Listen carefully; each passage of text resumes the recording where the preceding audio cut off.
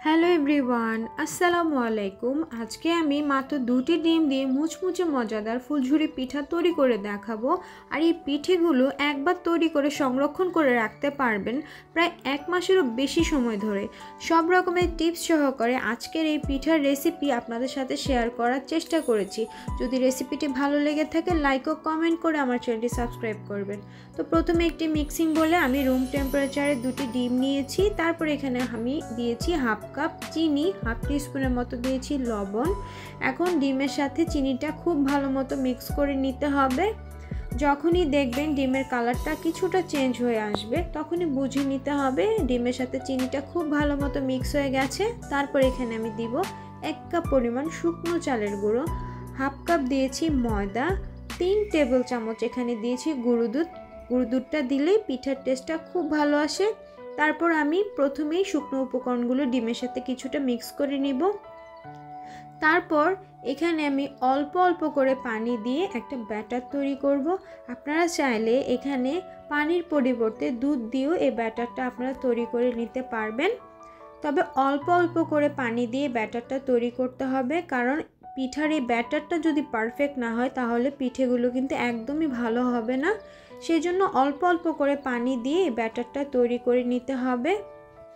আমার এই পিঠার ব্যাটারটা তৈরি করতে এখানে টোটাল 1.5 কাপের মতো পানি লেগেছে। আপনাদের হয়তো বা পানির পরিমাণ আরও কিছুটা কম অথবা বেশি লাগতেও পারে।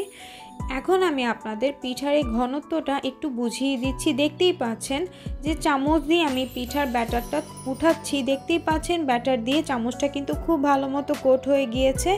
এতেই কিন্তু বুঝে নিতে হবে যে পিঠার ঘনত্বটা একদম পারফেক্ট হয়েছে। দেখতেই পাচ্ছেন অবশিষ্ট ব্যাটারগুলো পড়ে যাচ্ছে এবং চামচের গায়ে কিন্তু যথেষ্ট পরিমাণ ব্যাটার রয়ে গিয়েছে। আর এতেই বুঝে নিতে হবে ব্যাটারের ঘনত্বটা কিন্তু একদম পারফেক্ট হয়েছে। এখন এই পিঠার ব্যাটারটা আমি 10 মিনিটের মতো রেস্টে রেখে দিব।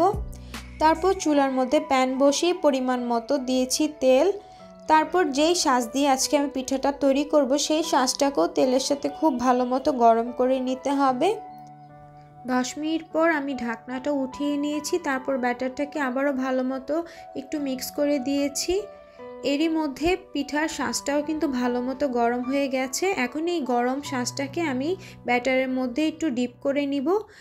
খেয়াল রাখতে হবে এই শাঁসটাকে ব্যাটারের মধ্যে পুরোপুরি ডিপ করা যাবে না, তাহলে কিন্তু পিঠাটা খুলে আসবে না। তারপর এই গরম শাঁসটাকে তেলের মধ্যে কয়েক সেকেন্ডের মতো কিছুটা ঝাঁকি দিলেই কিন্তু খুব ইজিলিভাবে পিঠাটা খুলে আসবে। তারপর 1 মিনিটের মতো প্রত্যেকটা সাইড উল্টিয়ে পাল্টিয়ে একটু ভেজে নিলেই কিন্তু খুব সহজে পিঠাটা ভাজা হয়ে যাবে। তারপরে পিঠার এই শাঁসটাকে আমি আবারও খুব ভালো মতো গরম করে নিয়েছি। সেম একইভাবে ব্যাটারের মধ্যে পিঠার শাঁসটাকে দিয়ে আমি আবারও তেলের মধ্যে কয়েক সেকেন্ডের মতো কিছুটা ঝাঁকি দিলেই কিন্তু খুব ইজিভাবেই শাঁস থেকে পিঠাটা খুলে আসবে। তারপর প্রত্যেকটা সাইড একটু উল্টিয়ে পাল্টিয়ে ভেজে নিলেই কিন্তু পিঠাটা খুব সহজেই ভাজা হয়ে যাবে।